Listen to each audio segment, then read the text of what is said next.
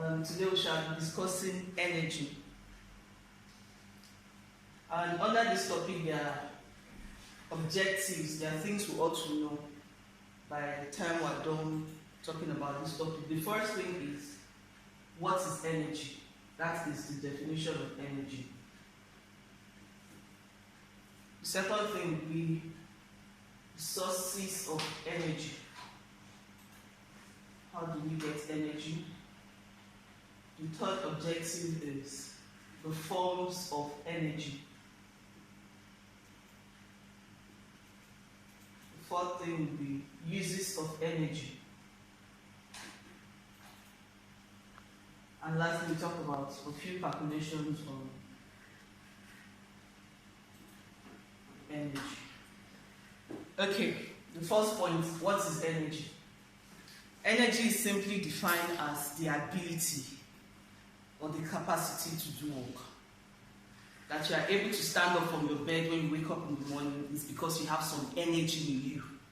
If you were weak, you would not be able to get up. So energy is simply defined as the ability or capacity to do work. Very simple.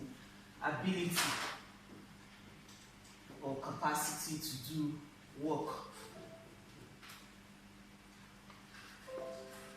Alright, so we'll talk about the sources of energy. How can we get energy? Now, under this, it's important that we know that there are basically two sources of energy. Two sources of energy. We have the natural source of energy and the artificial source of energy. Artificial source of energy. Now, as the name implies, natural, anything natural is not man-made. Anything natural, it comes from nature. It's not man-made. So natural sources, we have various examples of natural sources of energy. Okay, number one natural source of energy is the sun. This one is the ultimate source of energy. The sun. Okay, from our elementary knowledge, you know that plants get energy from the sun, which they use in producing the food that we depend upon through the process of photosynthesis. So, sun is the ultimate source of energy.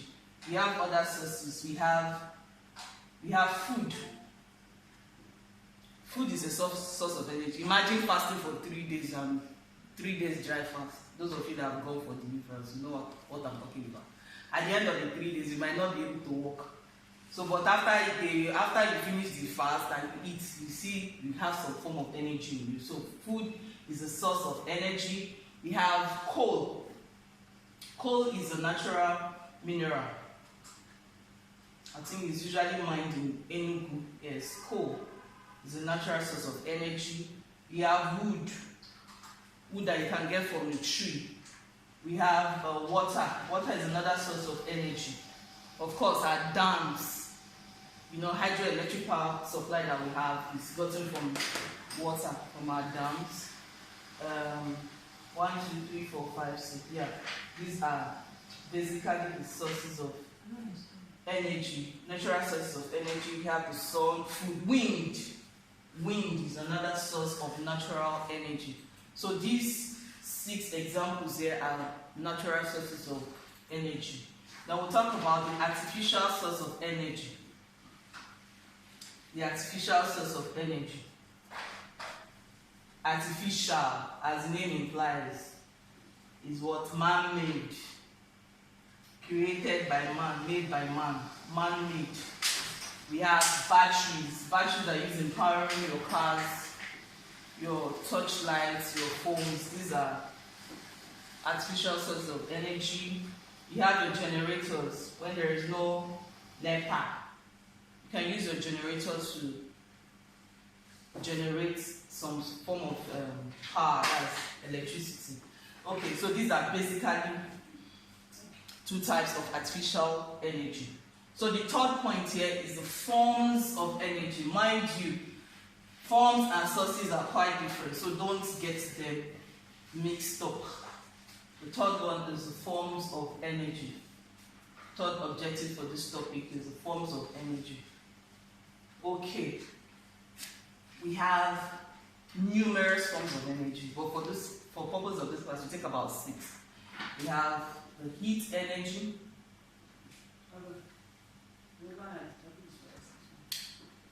We have light energy. We have sound energy. We have electrical energy.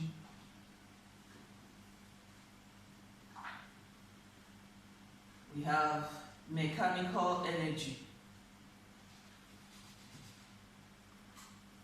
Now, this mechanical energy is further divided into 2. We have the potential energy and the kinetic energy. Potential and kinetic energy. Now, these two forms of mechanical energy are very important, and they have meanings. Potential energy is the energy possessed by a body as a result of its position. I'm standing here now. So the kind of energy I'm possessing now is potential energy by virtue of my position. Okay? That's potential energy.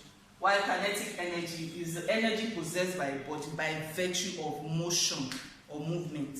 I stand this point A. I'm able to move from point A to point B. I have exhibited what we call a kinetic energy. If I stand in a position like this without moving, what my body is exhibiting or what my body possesses is the potential energy. But if I move from point A to point B, my body has exerted what we call the kinetic energy. Now, in basic science, there are calculations on energy, potential and kinetic energy as it were. So each of these kinds of mechanical energy, they have formulas for which calculations are made. So we'll take potential energy as the first. Potential energy. Remember, potential energy is an example of mechanical energy. Now, potential energy, remember I said potential energy is the energy possessed, that a body possesses by virtue of its position. Potential energy is calculated by this formula here.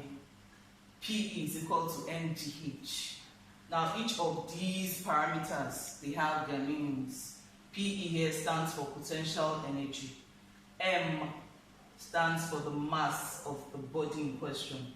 Mass or weight, usually measured in grams or kilograms. Okay? The next one is G, small letter G, force of gravity or gravitational force. Is a constant.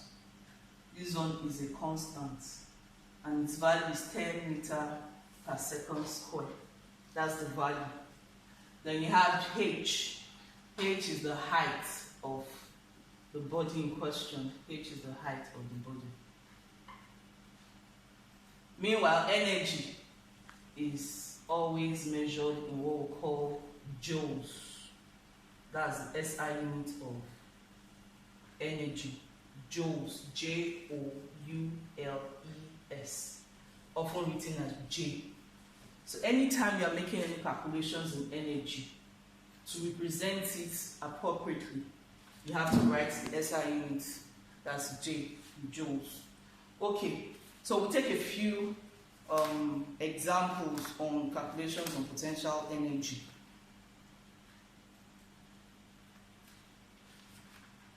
All right. The question is here, say a 50 kilogram mass is raised to a height of 10 meters from the ground. What is its potential energy? I'll quickly write the question. A 50 kg mass is raised to a height of 10 meters from the ground. What is its potential energy?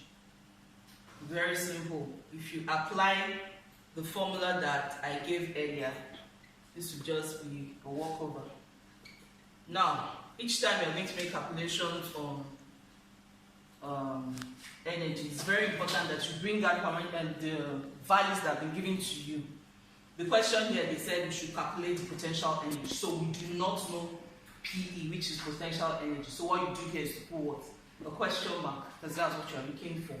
Then a 50 kg mass. So we have mass, which is M, as 50 kg. Is raised to a height. We have H, which is height, 10 meters from the ground. Then G, I told you G is always a constant. So gravitational force, G is equal to 10 meters per second squared. So using the formula, PE is equal to mgh. Fixing given parameters, PE is not known, M is 50, force of gravity is 10, then the height here is 10. So if you do your maths, 50 times 10, 510, then this is 5,000. Now if you write your answer in this form, and maybe let's say the question attracts 4 marks, you would not get all your 4 marks complete because you have not written the SI unit or the calculation, the SI unit of the unit of calculation of energy. So the appropriate thing to do is to add your joules here. So one knows that you know what you're doing. So this is 5,000 joules. This is the correct answer to this question. We'll take other examples.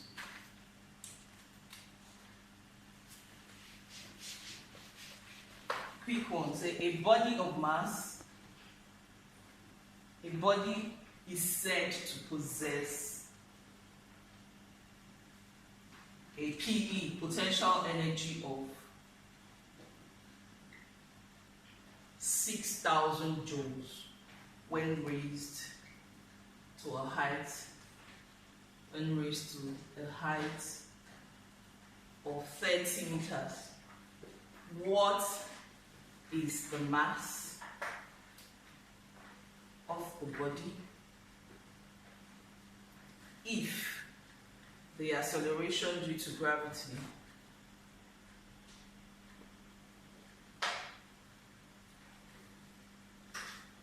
which is G is 10 meters per second squared. Now it's very important to note that from the formula, any of the values, any of the parameters can be asked to be calculated for. You can be asked to calculate for your potential energy. Mass can also be asked to be calculated. Then H, which is height. The only value you are never asked to calculate is G, because it's a constant. Now from this question, say body is said to possess the potential energy. So we have PE as 6,000 joules. When raised to a height of 30 meters, we've been given the height 30. What is the mass? So mass is unknown. But to calculate the mass, if the acceleration due to gravity, that's G, is 10 meters per second squared. So using the formula, PE is equal to mgh. PE here is given 6,000. The mass is 30. Mass is unknown. Force of gravity is 10. Height is 30. So if you do your maths, this is 6,000 equal to 10 times 30 is 300 m. So you divide both sides by 300, making any subject formula. Strike out. There's 3 goes here. This is 20. So mass is 20. Mass can either be in kilogram or in grams. Okay, so I believe these 2 examples will guide us to calculate for potential energy anytime it's asked for us to calculate it. Now, let's look at calculations on kinetic energy, which is the second form of the mechanical energy. This one has its formula, kinetic energy, energy possessed by a body as a virtue of motion. So kinetic energy, this is the formula. Ke stands for kinetic energy, half mv square. Ke here stands for kinetic energy, half is a value there, m is mass, while v is velocity or speed of the body. So, simple example, someone said, what is the kinetic energy of a bicycle? What is the KE of a bicycle of mass 40 kg moving with a velocity of 8 meters per second? So what you do is, first of all, write your formula. K is equal to half mv squared. K is unknown, so we have the full question mark there. M, which is the mass, is 40 kg. Then the velocity or speed is 8. So just impute your values. So you have half here times 40 times 8. Remember, this is v squared, so this is going to appear twice. 8 times 8. Okay, so 2 here goes, this is 20 times 8 is 160 times 8. And then we have 1,280 joules. Very simple. That's how you calculate for your kinetic energy. Let's take a second example.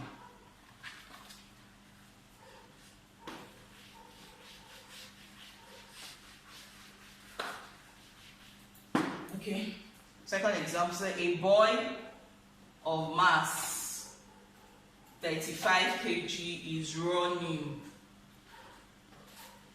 with a speed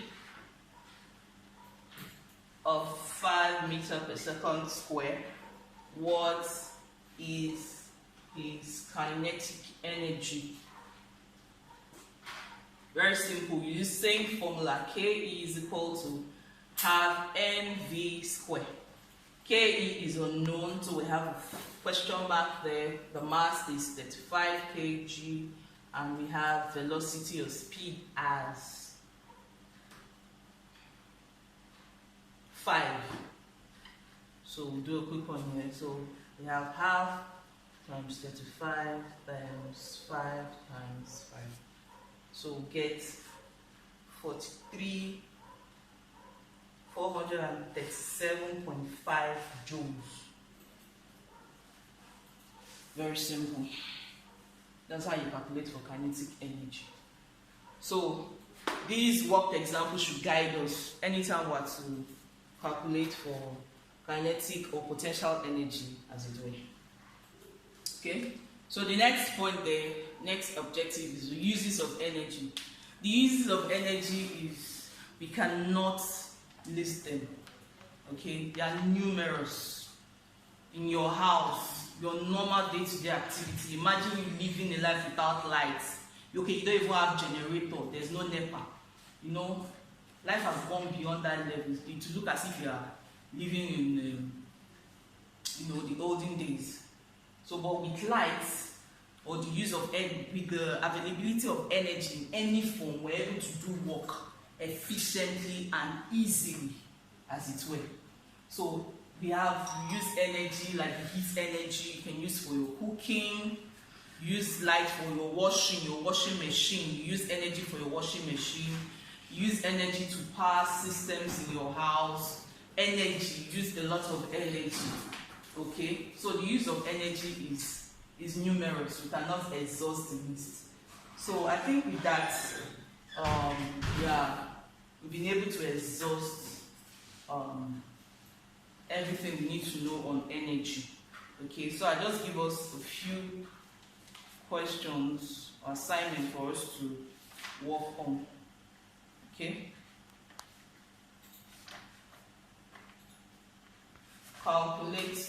Do these few calculations.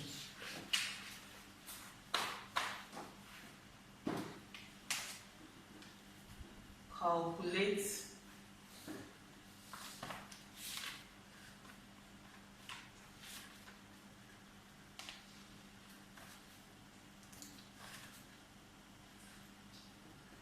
the potential energy possessed by a body of mass 30 kg raised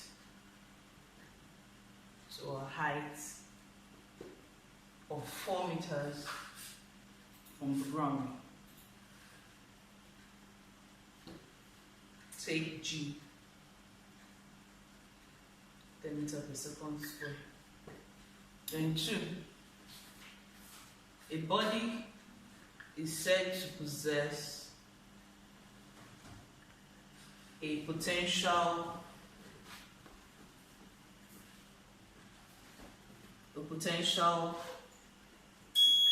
energy of 3,000 joules when raised to a height of 20 meters. What is the mass of the body if force of gravity, gravitational force or force of gravity, however you want to say it, is 10 meters per second squared? Thank you.